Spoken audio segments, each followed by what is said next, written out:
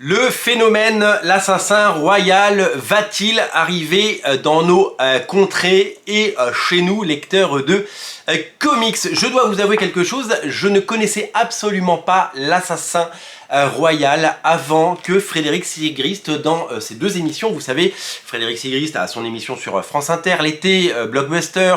Il a fait une émission dédiée sur l'assassin royal. Lui-même a avoué qu'il ne connaissait pas et que certains de ses fans lui disaient il faut absolument que tu lises ça, il faut absolument que tu fasses une émission. Il s'y est mis et en 2024 il a fait une émission pour mettre en lumière et faisant une sorte de mea culpa incroyable en disant eh bien je connaissais pas et maintenant je connais l'assassin royal, une série de romans écrits par Robin Hood, pas Hood, Robin Hobb, qui est bien un très beau succès déjà et qui gagne à être connu puisque comme je ne connaissais pas pour tout vous dire et donc j'ai découvert à travers ça. Évidemment l'envie de prendre les romans et de les lire suite à ces émissions parce qu'il en a parlé également dans Crossover. Crossover c'est la deuxième émission qu'il anime qui est l'émission produite par Urban. Vous savez il y a 12 numéros sur 12 mois qui sont prévus sur 2024. J'ai écouté évidemment religieusement l'ensemble de ces épisodes. Quand je prends le train, Frédéric Sigrist m'accompagne et on n'en a jamais assez. C'est toujours très clair, très limpide et très intéressant.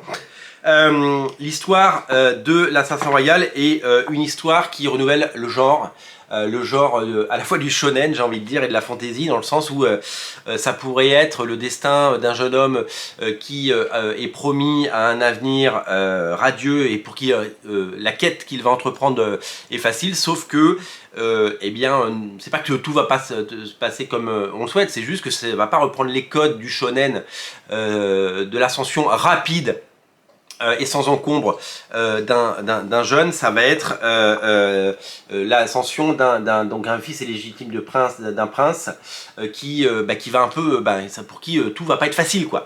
Et donc du coup, il va y avoir cette progression lente versus cette progression rapide qu'on peut trouver dans les récits fondateurs du cinéma, des comics, des mangas et de tout ce que vous voulez.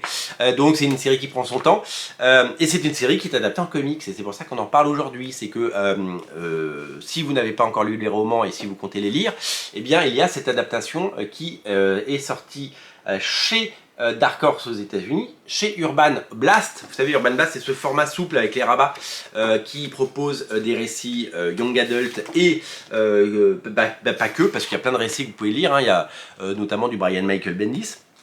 Graphiquement, c'est assez impressionnant.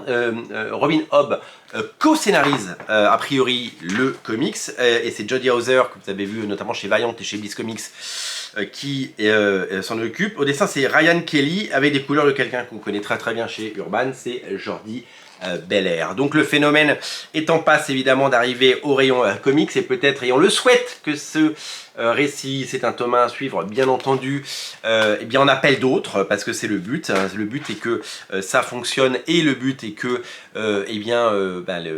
les éditeurs de comics se trouvent un relais de croissance à travers des licences ou à travers des récits adaptés en roman. Peut-être qu'un jour on aura ces récits-là dans la grande collection urbaine. Pour l'heure, c'est dans cette collection qui nous propose donc de découvrir eh bien, le premier récit des aventures, donc ça s'appelle The Assassin Apprentice en anglais, et donc ça s'appelle l'Assassin Royal en français, et ça fait partie de ces phénomènes récents, nouveaux, qui sont à découvrir, bien entendu, et qui sont des récits qui arrivent à toucher une nouvelle génération de lecteurs, qui arrivent à faire lire évidemment des romans, et qui sont adaptés, et qui peut-être vont avoir ce succès, et ça c'est l'histoire qu'il dira en comics. Si vous souhaitez soutenir Radio Comics, abonnez-vous à la chaîne, c'est vraiment ce que je vous invite à faire, c'est encore le meilleur moyen de nous rejoindre. Je vous dis à très bientôt et je vous souhaite plein de belles choses. Abonnez-vous à Radio Comics, salut, et ça c'est disponible absolument partout évidemment.